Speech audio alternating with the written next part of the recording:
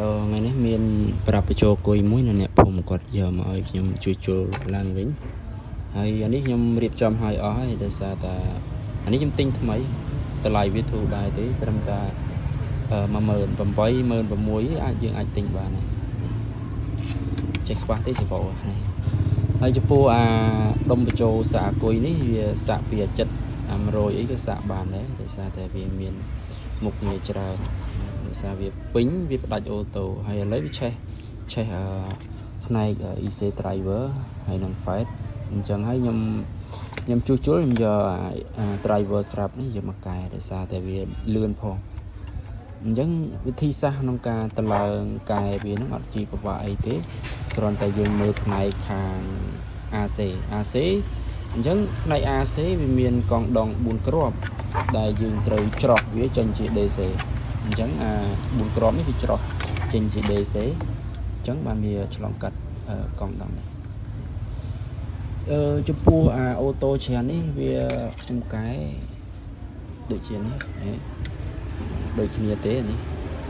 អញ្ចឹងក្រហមនេះវាចូលជើង fight កដាដែលយើងដោះវាចេញពេលដែលវាឆេះ fight នេះក៏ឆេះEC driver នេះក៏ឆេះដែរ EC ហ្នឹងតែ EC នេះខ្ញុំអត់ដោះទេមិនបាច់ដោះវាក៏បានយើងដោះតែ fight នេះចេញមកបានហើយវាស់ចាក់ភ្លើងវាជាប់ភ្លើងអត់បើជាប់ភ្លើងបានន័យថាយោនេះក៏អាចនឹងខូចដែរតែរបស់ខ្ញុំជួសជុលអត់ខូចទេចាក់ភ្លើងអត់ជាប់ទេបានន័យថាយើងអាចកែវាបានហើយយើងយកspray driver នេះបាទអញ្ចឹងខ្សែវាមាន3ខ្សែវាមានខ្សែក្រហមខ្សែខ្មៅនិងខ្សែខៀវអញ្ចឹងខ្សែក្រហមនេះខ្ញុំយកទៅដាក់ចូលជើងកដា fight ដែលខ្ញុំដោះចេញនេះហេខ្សែក្រហមនេះដាក់ចំជើងកដាចំណែកខ្សែខ្មៅខ្ញុំដាក់ទៅលើជើងដកនៃកង់ដងចេញពីយោត4គ្រាប់បានន័យថាវាច្រោះចេញពី AC ចេញទៅ DC អញ្ចឹងវាឆ្លងកាត់កង់ដងវាហៅថាបន្ទប់ចរន្តអគ្គិសនីអញ្ចឹងកង់ដងនេះវាបន្ទប់ចរន្តអគ្គិសនីបានន័យថាវាទៅជាផ្នែក DC ខ្ពស់អញ្ចឹងយើងដាក់ខាងដកទៅពណ៌ខ្មៅនេះដាក់ខាងដកទៅណាហើយដល់ពេលខាង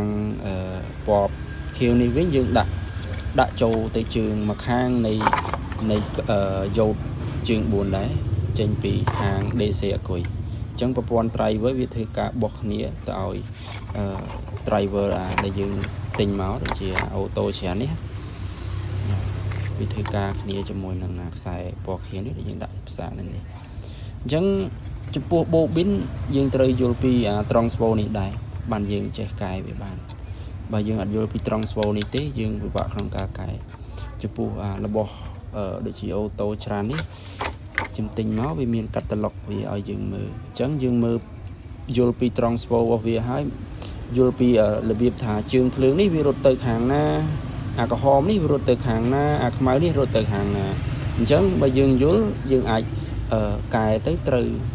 ម៉ាច់តែម្ដងវាចេញភ្លើងតែម្ដងហើយចំពោះអូតូច្រើននេះខ្ញុំជាទូទៅខ្ញុំទិញដាក់ឲ្យគេច្រើនសំទោសខ្ញុំនិយាយរៀងតឡាន់ទេភាសាអណ្ដាតវាក្រាស់ពេកអញ្ចឹងពិបាកក្នុងការនិយាយអត់ស្ទើរច្បាស់បាទអធិស្ឋានអូតូច្រើននេះវាកែបានទៅលើផ្នែកបតដូចជានេះបាសកំភ្លីបាសវេលីធំអីហ្នឹងអាហ្នឹងក៏អាចកែបានដែលតូចនេះក៏អាចកែបានដែរអានេះចេញពីបាសគេតែដោយសារខ្ញុំមានស្រាប់ខ្ញុំកែយករបស់ថ្មីដាក់ឲ្យគេខ្ញុំមិនចាស់គេចង់បានថ្មីបើសិនជាគេឲ្យខ្ញុំជួសជុលខ្ញុំយកអូតូហ្នឹងទៅកែដាក់ហ្នឹងដែរឲ្យវាដំណើរការហើយយើងអាចលេងអាចសាក់អង្គុយបានធម្មតាអានេះខ្ញុំធ្វើឲ្យអស់ហើយខ្ញុំរៀបប្រព័ន្ធផ្សាយអស់ហើយដូចខ្ញុំនិយាយប្រាប់ពីដំបូងអញ្ចឹងខ្សែក្រហមចូលជើង fight កដាខ្សែខ្មៅចូលជើងកង់ដងខាងដកដល់ពេលខ្សែពណ៌ផ្ទៃមេឃនេះចូលខាងផ្នែកយោតជើង4បានន័យខាងនេះខាងបោកខាងនេះ AC អញ្ចឹងបានន័យថា យោតហ្នឹងវាមានប្រព័ន្ធប្រតិបត្តិការចេញពីខាង DC អាគុយដែរបានវាបោះឲ្យទៅឲ្យនេះអូតូច្រើនយើងអូតូច្រើនយើងដែលយើងភ្ជាប់ជាមួយនឹង bobin នេះគេហៅ bobin transfer bobin អញ្ចឹងយើងត្រូវយល់ពីហ្នឹងដែរដើម្បីតភ្ជាប់វាបានបើយើងអត់យល់វាទេពិបាកក្នុងការតភ្ជាប់អញ្ចឹងអារបៀបកែនេះខ្ញុំតម្លើងហើយរួចអស់ហើយឥឡូវខ្ញុំរៀបចំដោតភ្លើងសាក់ឲ្យមើលទាំងអស់គ្នាថាវាចេញដំណើរការបានធម្មតាអត់អញ្ចឹងខ្ញុំចាប់ផ្ដើមសាក់ឲ្យមើលទាំងអស់គ្នាបើជាងណាអត់យល់មើលវីដេអូខ្ញុំទៅនឹងអាចចេះរបៀបក្នុងការដំឡើង auto driver ទៅលើ transport ណាមួយដែលខូចយើងពិបាកក្នុងការជួសជុលពិបាកក្នុងការ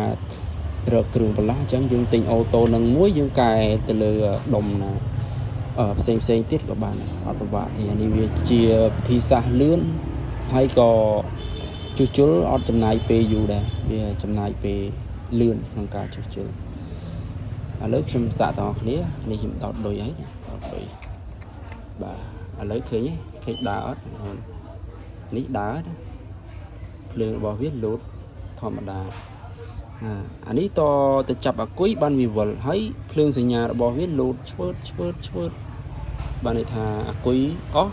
បានន័យថាវាកំពុងតែបញ្ចូលហើយសញ្ញារបស់វាលោតឡើងលោតចុះទៅបាទវីដេអូនេះមានតែប៉ុណ្្នឹងទេបើសិនជាបងឬបងប្អូនណាដែលជាងគាត់អត់សូវយល់មើលវីដេអូនេះទៅនឹងចេះកែរបៀបក្នុងការតម្លើងលើប្រព័ន្ធអូតូលើផ្នែកប្រាប់ឧបករណ៍បញ្ចូលគុយឬក៏ប្រភេទបាសវេលីអីចេះដែលខ្ញុំបាននិយាយប្រាប់ពីមុនមកដែលវាមានបញ្ហាខូចអីយើងពិបាកក្នុងការតម្លើងអញ្ចឹងយើងទិញតែមួយគ្រាប់មកមិនថ្លៃប៉ុន្មានទេដូចជាមួយគ្រាប់តែ18000 16000 15000អីហ្នឹងយើងអាចទិញបានវាមានច្រើនបែបអូតូច្រើនមានច្រើនបែបវាមានຂະຫນາດតូចຂະຫນາດធំអាស្រ័យទៅលើ driver វាហើយវាមានកម្លាំងសង្កត់ទៅតាមហ្នឹងដែរអញ្ចឹងវីដេអូខ្ញុំមានតែប៉ុណ្្នឹងទេសូមអរគុណសូមជម្រាបលាបាទបើសិនជាបងប្អូនណាជាងដែលគាត់អត់សូវយល់អត់សូវចេះអាចមើលវីដេអូហ្នឹងបានសម្រាប់បងណាដែលជាជាងគាត់ចេះហើយបាទអត់ជាបញ្ហាអីទេនេះជាចំណេះដឹងបន្តិចបន្តួចដែលខ្ញុំចេះចែករំលែកបងប្អូនអរគ្នាចេះទាំងអស់គ្នាបាទមានយន្តនាទេចំណេះវិជ្ជានេះស្លាប់យកទៅមិនបានទេគ្រាន់ថាចែករំលែកគ្នាចែករំលែកឲ្យគ្នាទៅវិញទៅមកទេបានជាចំណេះដឹងមួយក្នុងការយល់ដឹងអំពីរបៀបកែរបស់វាបាទអូតូច្រើនអីហ្នឹងបាទសូមអរគុណខ្ញុំមានតែប៉ុណ្្នឹងទេបាទបងសង្ឃឹមថាយល់អស់គ្នាហើយស្រួលធ្វើការទាំងអស់គ្នាអត់ពិបាកទេបើយើងចេះកែទៅស្រួលអត់ពិបាកទេព្រោះនេះខ្ញុំកែវាឆ្អែតអន់តម្លើងគេច្រើនដែរវាស្រួលក្នុងការតម្លើង